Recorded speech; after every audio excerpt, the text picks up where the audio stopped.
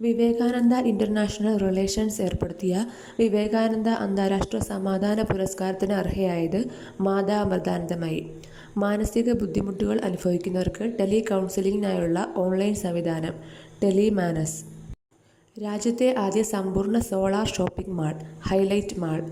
അന്താരാഷ്ട്ര ആണവോർജ ഏജൻസി മേധാവി റാഫേൽ ഗ്രോസി. കേരള ഖാദി ഗ്രാമ വ്യവസായ board vice chairman P Jayarajan. യൂറോപ്പിലെ ഏറ്റവും ഉയരം കൂടിയ കൊടുമുടിയായ മൗണ്ട് എൽബ്രസ് കീഴടക്കിയ ഏറ്റവും പ്രായം കുറഞ്ഞ വ്യക്തി തേക്ബീർ സിംഗ്. RBIയുടെ 90-ാം വാർഷികത്തിൻ്റെ ഭാഗമായി പുറത്തിറക്കിയ series RBI unlocked beyond the rupee.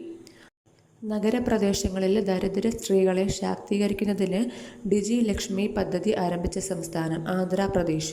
2023 ഇന്ത്യയിൽ ഏറ്റവും കൂടുതൽ HIV കേസുകൾ കണ്ടെത്തിയ സംസ്ഥാനം മിസോറാം. ലോകത്തിൽ ഏറ്റവും മൂല്യമുള്ള കമ്പനിയായി മാറിയ അമേരിക്കൻ ചിപ്പ് നിർമ്മാണ കമ്പനി എൻവിഡിയ.